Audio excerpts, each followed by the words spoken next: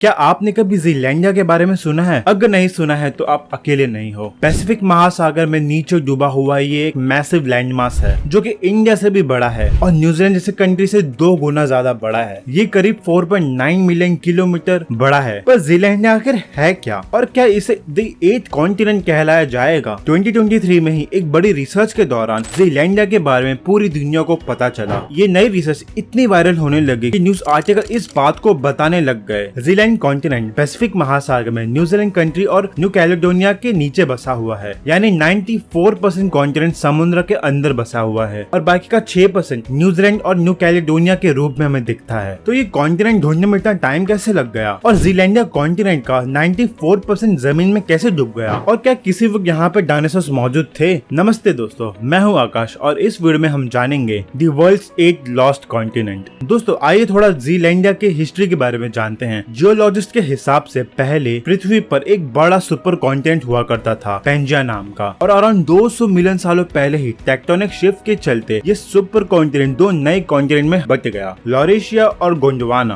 और फिर आगे चल के और टेक्टोनिक प्लेट शिफ्ट हुए और इसमें से और लॉरेशिया नॉर्थ में चला गया जिसमें से नॉर्थ अमेरिका, यूरोप और एशिया जैसे कंट्रीज बने, और गोंडवाना साउथ में चला गया जिसमें से सारे ये साउथ कॉन्टिनेंट्स बने। और फिर आज से 170 मिलियन साल पहले गोंडवाना कॉन्टिनेंट में से और हिस्से बटे और गोंडवाना में से अफ्रीका बटा और उसके बाद अंटार्कटिका और ऑस्ट्रेलिया बने, और करीब 40 मिलियन साल पहले मॉडर्न डे कॉन्टिनेंट्स अपनी अपनी जगह पर आए। पर यहाँ कुछ तो मिसिंग था। जब साइंटिस्ट ने पेंजिया से बने सारे 7 कॉन्टिनेंट्स को देखा तो ऑस्ट्रेलिया से बने एक और लैंडमास गोंडवाना से अलग हुआ था जिसे साइंटिस्टों ने उसे नजरअंदाज कर दिया था, और वो लैंडमास था जीलैंडिया। और फिर अनफॉर्चुनेटली ऑस्ट्रेलिया से सेपरेशन के बाद ये तुरंत बाद में ही समुद्र में डूब गया, वरना सेपरेशन के पहले ये Zealandia Indo Australian and Pacific plate के बाउंड्री में मौजूद था, और उस वक्त टेक्टोनिक प्लेट की ज्यादा एक्टिविटी की वजह से वो आज से 23 मिलियन साल पहले ही समुद्र में वाटर लेवल के बढ़ने के कारण समुद्र में डूब गया। यानी कि डायनासोर के एक्सटिंक्शन के बाद मिलियन सालों तक की जीलैंडिया समुद्र के ऊपर ही था, और ये साइंटिफिकली प्रूवन भी है। तो फिर तो ये ऑब्वियस होगा कि किसी वक्त जीलैंडिया में डायनासोर्स भी मौजूद थे और उनके फॉसिल्स भी समुद्र में कहीं ना कहीं मौजूद होंगे। वैसे जीलैंडिया की खोज कई रिसर्चर्स के द्वारा 2017 में जाके पूरी हुई, पर दोस्तों मॉडर्न डिस्कवरी से पहले इसका फर्स्ट एविडेंस के सबूत हमें ईयर 1642 में ही देखने को मिला है। ये वो दौर था जब इंसान बड़े बड़े कॉन्टिनेंट्स की खोज में निकले थे, क्योंकि जैसा आप नॉर्थ साइड में देखोगे तो बहुत सारे कॉन्टिनेंट्स नॉर्थ हेमिस्फीयर में आपको मिलेंगे, और इसे सदर्न हेमिस्फीयर के आसपास भी एक मेजर लैंडमास होना ही चाहिए। इसी को नजर में रखते हुए उन्होंने मिसिंग आइलैंड का नाम दिया टेरा ऑस्ट्रेलिस।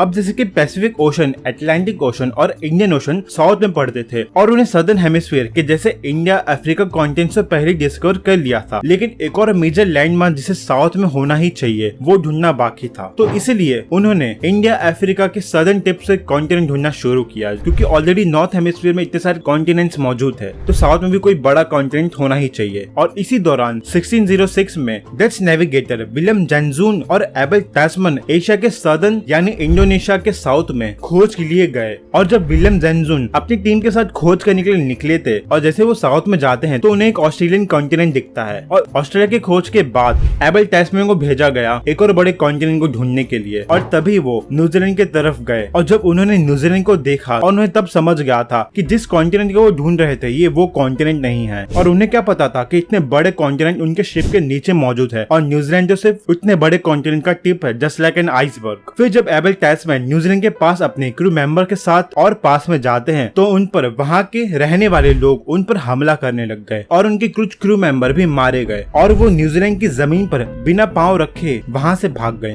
और फिर जब टैस्मैन वापस यूरोप पहुंचे तो उनके साथ जो हमला हुआ था वो खबर पूरे यूरोप में फैल गया, और उसके 100 सालों तक वहाँ कोई नहीं गया। लेकिन 100 सालों बाद ब्रिटिशर्स ने न्यूजीलैंड पे अपना कदम रखा, और फिर धीरे धीरे लोकल ट्राइब के साथ ईयर्स ऑफ वॉर्स के बाद कब्जा कर लिया, और कॉलोनाइज के चलते ब्रिटिशर्स को पता ही नहीं था समुद्र के नीचे एक बड़ा सा कॉन्टिनेंट छुपा हुआ है। और फिर 1840 में स्कॉटिश नेचुरलिस्ट जेम्स हेक्टर को बुलाया गया देश का डिटेल मैप बनाने के लिए, और तब उन्हें पता चला कि न्यूजीलैंड जितना दिखता है उससे कई गुना ज्यादा बड़ा है। अब आपके मन में ये सवाल आ रहा होगा कि इससे द 8 कॉन्टिनेंट क्यों कहा जा रहा है? तो जैसे कि कोई भी एरिया हो जो कि पानी के अंदर हो उसे जनरली ओशनिक एरिया कहा जाता है, लेकिन जो पानी में मौजूद जीलैंडिया है जो दिखाता है कि ये एरिया एरिया का जो भाग है वो ओशनिक नहीं है बल्कि कॉन्टिनेंटल एरिया है और न्यूजीलैंड के पास की ओशन में कई रीजन्स भी दिखाई देते हैं। दोस्तों, किसी भी लैंड मास को कॉन्टिनेंट घोषित करने के लिए कई फैक्टर्स कंसीडर किया जाता है, जिसमें से एटलीस्ट ये 4 फैक्टर्स तो होने ही चाहिए। जैसे कि पहला, लैंड मास की एलिवेशन ओशनिक बेड से